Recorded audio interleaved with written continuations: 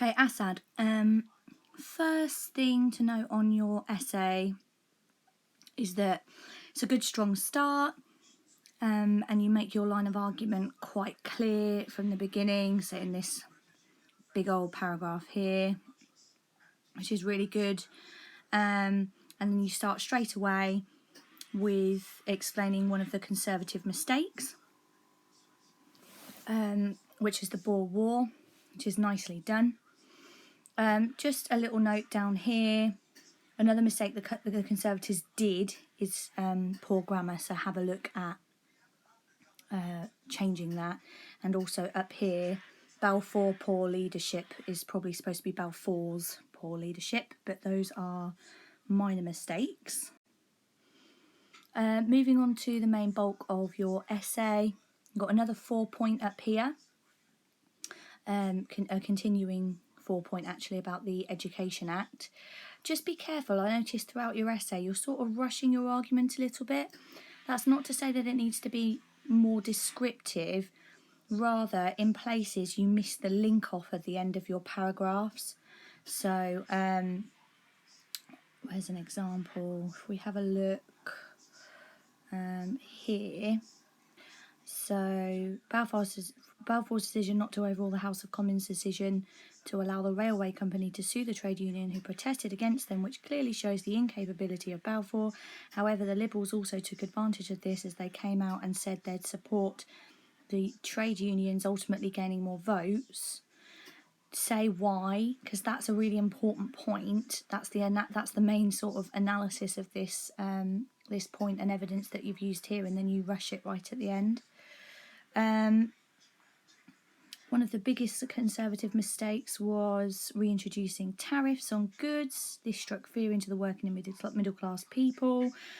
Probably somewhere here to help your argument you want to mention the fact that this tapped into part of the electorate who previously hadn't used their votes properly, and therefore that was something that helped the landslide victory of the Liberal Party. Why have I highlighted this red? Ultimately making them stronger. Again, isn't that good? And that Liberals are a strong party if opposing members agree with them.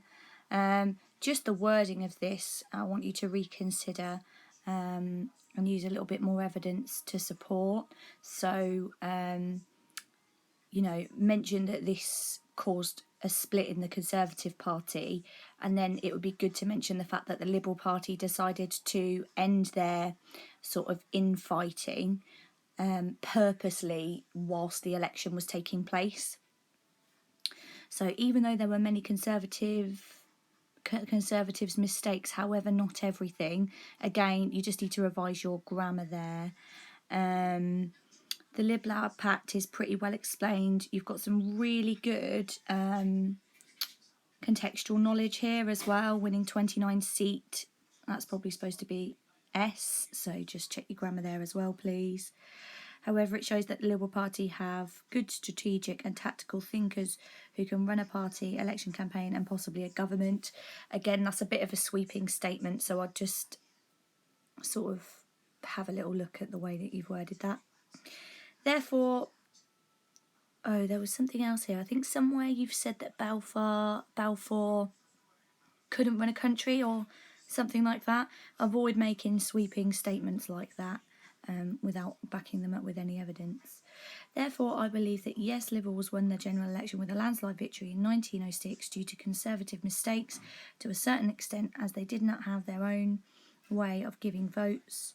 Most noticeably, the Lib Lab Pact, they did also take good advantage of Conservative mistakes. Revise your grammar there, please. They also had the FPTP, first past the post system, which played to their advantage. They had more seat, again, that's meant to be plural. Even though it was a landslide victory, overall I would say their victory was a majority maybe, due to Conservative mistakes, plural. but the Liberals did have some of their own aspect, plural, assisting them to win. Right, what are they though? Because mostly you've argued for the statement in the question.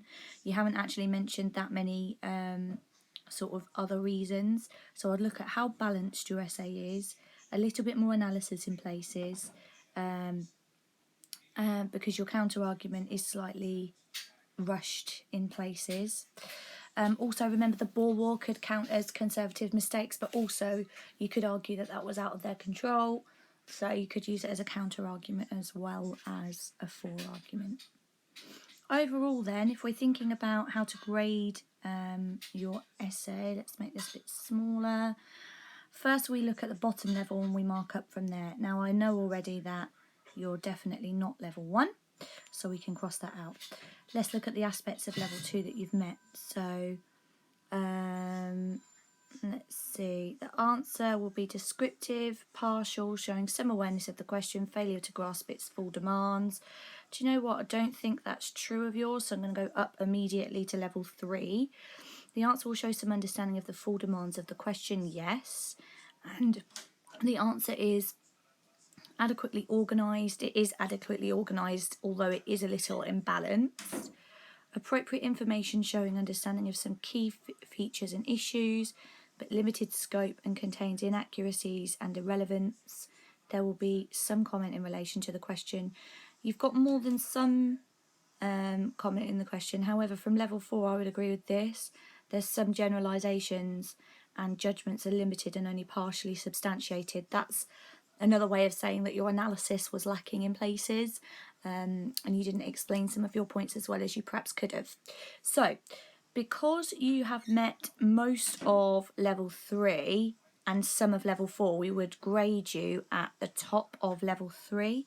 So that means I'm awarding you 15 marks, which is 60%, which equals to a solid C. So very well done. Watch the video again and start making some notes on your copy of the essay for me, please, so that you can make some of those changes.